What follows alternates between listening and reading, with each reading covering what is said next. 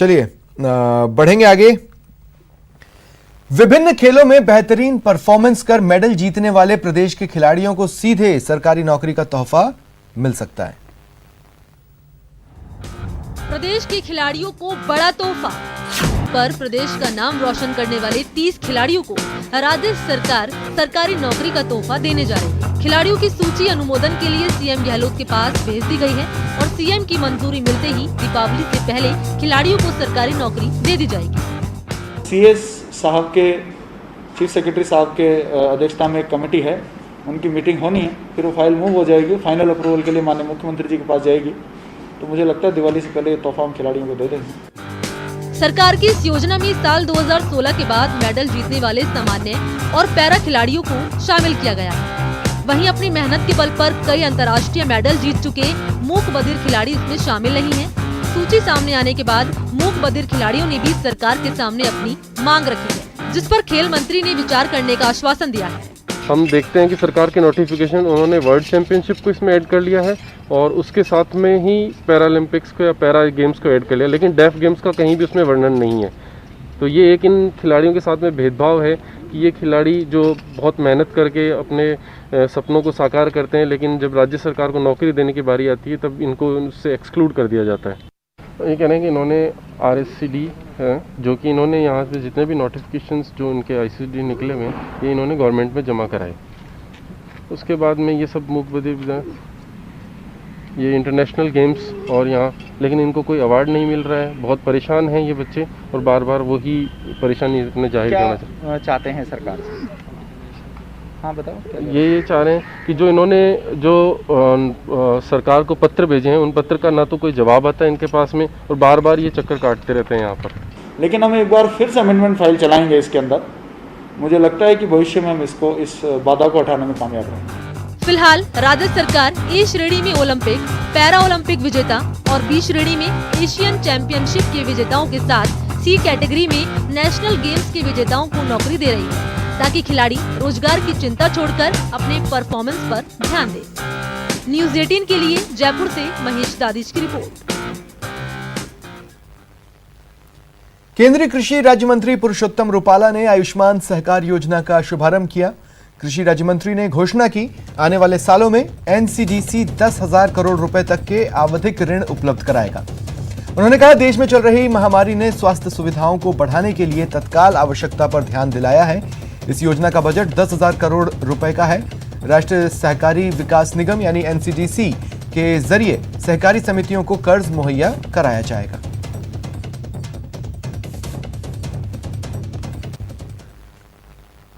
खबर भरतपुर से, जहां गुर्जर समाज के आयोजकों पर हुए मुकदमों के मामले में कर्नल किरोड़ी सिंह के बेटे पर पलटवार हुआ है। भूरा भगत ने कहा कि जिस तरह हम पर मुकदमे दर्ज हुए हैं उसी प्रकार राजस्थान के मुख्यमंत्री अशोक गहलोत और PCC चीफ गोविंद सिंह डोटासरा पर भी मुकदमा होना चाहिए, क्योंकि उन्होंने भी हजारों की संख्या में लोग इकट्ठा कर आयोजन किया था और 1 नवंबर को निश्चित ही राजस्थान जाम करने का संदेश दिया है।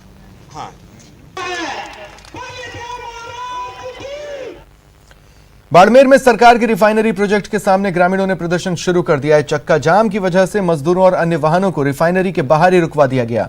स्थानीय जनप्रतिनिधियों ने कंपनी पर युवाओं को रोजगार और क्षेत्र के विकास की अनदेखी के आरोप लगाए हैं। संगठन के लोगों ने 6 सूत्रीय मांगों को लेकर धरना और प्रदर्शन जारी रखने की चेतावनी दी है।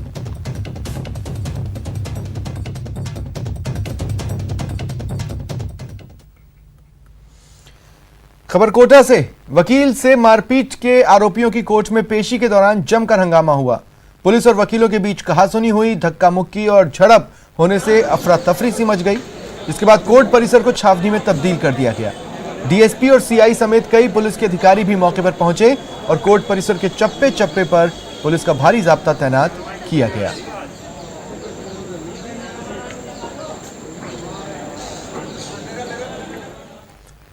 अजमेर से ऑनलाइन ठगी का मामला सामने आया है। पीड़ित ने गंज थाने में मामला दर्ज कराया है। पीड़ित महावीर कॉलोनी निवासी पदमचंद ने बताया कि वे एयर इंडिगो की टिकट कैंसिल करवा रहा था। उसी दौरान एक लिंक क्लिक करते ही उसके खाते से 3 बार में 49,500 रुपए निकल गए। जानकारी के बाद पुलिस ने मुकदमा दर्ज कर जांच शुरू कर दी।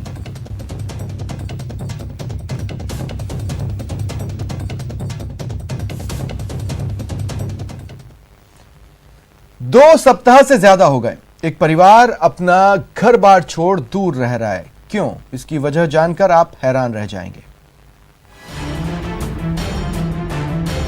हमें ले दाव दे रहे हैं, राजीनामा करो नहीं तो हम तुम्हें परेशान करेंगे। ये परिवार बेहद डरा हुआ है, इतना डरा हुआ कि इन्होंने अपना घर बार भी छोड़ दिया है और रिश्तेदारों के यहाँ शरण ले रखी है। इनके घर द्वार पर अब ताला लटका है, आंगन सूना पड़ा है और आशियाने में सन्नाटा पसरा पड़ा है। इस दहशत और सन्नाटे की वजह क्या है वो आप खुद इस परिवार की जुबानी सुनिए। हमारी भाभी के साथ में दुर्व्यवहार किया था और उनको उसके बाद से वे ख़त्म हो गई थी। अब क्या परेशानी है? अब हमें ले दाव दे रहे हैं, राजीनामा करो नहीं तो हम तुम्हें परेशान करेंगे, मारपीट करेंगे। अब गांव क्यों छोड़ दिया? अब गाँव इसी कारण हम डर के मारे छोड़ दिया था। जी हाँ, इस महिला की सास के साथ दुष्कर्म किया गया था। आरोप है कि दुष्कर्म के बाद उसको मार दिया गया। पीड़ित परिवार ने जब पुलिस से इंसाफ की गुहार लगाई तो अब आरोपी परिवार पर राजीनामा बनाने का दबाव बना रहे हैं, धमका रहे हैं या तो मान जाओ नहीं तो मारे जाओगे और घर की महिलाओं को भी बख्शा नहीं जाएगा। मेरी सास के साथ दुष्कर्म हुआ और फिर उनका मर्डर हो गया, पर अब भी वो मान नहीं रहे हैं। जिन्होंने मेरी सास के साथ दुष्कर्म किया अब वो मेरे लिए धमकी देते हैं कि अगर आपने राजीनामा के लिए अपने घर वालों को नहीं समझाया तो हम आपको भी ऐसे, आपके साथ भी ऐसा ही करेंगे। इसलिए हम उनके डर से यहाँ पर आ गए हैं। पिछले 15 दिनों से ये परिवार अपना गांव, अपना घर छोड़कर करौली में अपने रिश्तेदारों के पास रह रहा है। हालांकि पुलिस दुष्कर्म के मुख्य आरोपी को पहले ही गिरफ्तार कर चुकी है और अब पीड़ित परिवार को पूरी सुरक्षा देने का भरोसा भी दे रही है। जो मेन मुलजिम है रामेश्वर मीना, उसको गिरफ्तार कर लिया गया है, वो जेसी में चल रहा है। और जो परिवार के, जो मुलजिम पक्ष के परिवार के जो अन्य लोग हैं उनको हमने पाबंद किया हुआ है। हम पूरी सुरक्षा उपलब्ध कराने के लिए तैयार हैं। लेकिन इस भरोसे के बाद भी ये परिवार बेहद भय में है, क्योंकि दरिंदों की कोई दहलीज नहीं होती, वो तो बस गुनाह के लिए कुछ भी कर गुजरते हैं। करौली से न्यूज़ 18 राजस्थान के लिए धर्मेंद्र की रिपोर्ट। फिलहाल माफी जगह रुकेंगे एक ब्रेक के लिए, जल्द हाजिर होते हैं। ब्रेक के बाद चलिए अब आपको दिखाते हैं डूंगरपुर में किस तरह अंधेर गर्दी चल रही है, कैसे गरीबों पर लाखों का करंट लगाया जा रहा है, कैसे बिजली विभाग ने आम आदमी की नींद उड़ाकर रख दी है। बिल है वो अधिक आया है, जो रीडिंग से भी ज्यादा 1 लाख से अधिक आया है और ना तो ये मीटर रीडिंग सही लेते हैं और ना बिजली विभाग वाले यहाँ पे सही तरह से किसी के प्रश्न का उत्तर देते हैं और किसी तरह की समस्या का कोई हल यहाँ पे इसका निवारण नहीं किया जा रहा है, जिससे निर्धन व्यक्ति है जो काफ़ी परेशान हो रहा है, इधर उधर भटक रहा है और निम्न समस्याओं का सामना करना पड़ रहा है। एक एक कर आपने सुना कि कैसे बिजली विभाग की लापरवाही की मार उपभोक्ता पर पड़ी है, लेकिन यहाँ उपभोक्ता ने बिजली विभाग को अच्छा सबक सिखाया और विभाग ने अपनी गलती मान ली। सुनिए क्या है पूरा मामला। बिजली बिल है वो अधिक आया है, जो रीडिंग से भी ज़्यादा, और ये क्या एक्चुअल लेते नहीं और आते हैं तो वो डिफेक्टिव बताते हैं और फिर उसमें कोई या शो नहीं हो रहा यूँ करके फिर डिफेक्टिव बता के वो प्रोविजनल बिल है वो थमा दिया है।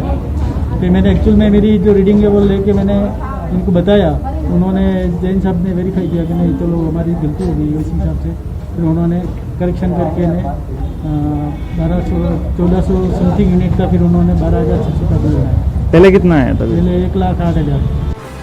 डूंगरपुर में किस तरह अंधेर गर्दी चल रही है इसकी एक बानगी आपने देख ली, लेकिन ऐसा ही न जाने कितने उपभोक्ता विभाग की इस लापरवाही की मार झेल रहे हैं।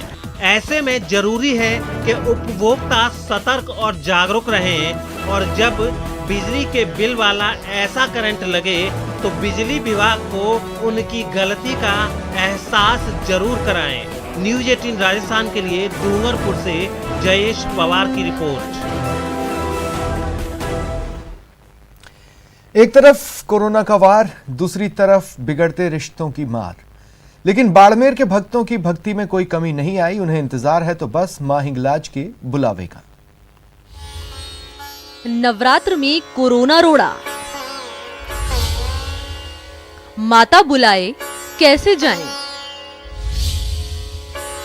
श्रद्धा अपार, वायरस का वार। जिन दिनों का साल भर बेसब्री से इंतजार किया जाता है, मां के भक्त उन नवरात्रों के दिनों में मायूस हैं। नवरात्र में हजारों लाखों भक्तों की मां हिंगलाज माता के दर्शनों की इच्छा भी पूरी होती है, लेकिन इस बार मां के भक्तों की ये इच्छा अधूरी है, क्योंकि भारत और पाकिस्तान के बीच रिश्ते बिगड़ने से थार एक्सप्रेस बंद हो गई, जिसके चलते भक्त बलूचिस्तान स्थित हिंगलाज माता के मंदिर नहीं पहुंच सकते। एक तो कोरोना का रोड़ा, ऊपर से रिश्तों का रोना। ऐसे में जाएं तो जाएं कैसे? जरूर यहाँ अब लोग आते हैं, दर्शन करते हैं, लेकिन वो मतलब 52 पीठों में एक पीठ है, तो उसका दर्शन करने लोग जाते हैं। क्या जत्था बन जाते थे, कोई 5-7 जनों की टोली, 8-10 जनों के ग्रुप में जाते थे। जैसे उनको आगे से वीजा टिकट जो जैसे मिल रहा था उस हिसाब से आना जाना। बता दें कि हिंगलाज माता का मंदिर पाकिस्तान के बलूचिस्तान राज्य में स्थित है। पाकिस्तान के बलूचिस्तान प्रांत के हिंगलाज में हिंगोल नदी के तट पर एक हिंदू मंदिर है, जो कि हिंदू देवी सती को समर्पित 51 शक्ति पीठों में से एक है। यहाँ इस देवी को हिंगलाज देवी या हिंगुला देवी भी कहते हैं। इस मंदिर को नानी मंदिर के नाम से भी जाना जाता है। हिंदुस्तान में भी हिंगलाज माता के लाखों अनुयायी हैं। हर साल माता हिंगलाज के दरबार में श्रद्धालुओं का हुजूम उमड़ता है, लेकिन इस बार श्रद्धालु मां के दर्शनों से महरूम हैं। क्या ये रास्ते बंद हो गए? अब लोग तरस रहे हैं। गुजरात के भी सब जाते हैं, सब जाते हैं। गुजरात के कई जगह के, अपने पूरे और इंडिया के लोग जाते हैं। लेकिन मां अपने भक्तों को कभी निराश नहीं करती। भक्त मंदिर तक नहीं आ पाए तो क्या, ज्योति स्वरूप मां ही भक्तों को दर्शन देने खुद चले आए। भक्त भी पाकिस्तान से बाड़मेर लाई गई मां की अखंड ज्योत के दर्शन कर निहाल हो रहे हैं। खत्री समाज के लिए ये इनकी कुल देवी है, तो इनके बहुत सारा इनका महत्व है, जन्मों जन्मांतर का महत्व है। और उसके अलावा खूब सारी यहाँ भीड़ भाड़ भी रहती है, लेकिन अभी ये कोरोना के तहत क्या लोगों का आना जाना यहाँ कम हो गया है। भक्तों की मां हिंगला माता में अटूट आस्था है। उनको विश्वास है कि मां जल्द ही अपने भक्तों को दर्शन के लिए अपने दर पर बुलाएंगी। न्यूज 18 राजस्थान के लिए बाड़मेर से प्रेमदान देथा की रिपोर्ट। और फिलहाल इतना ही। नमस्कार।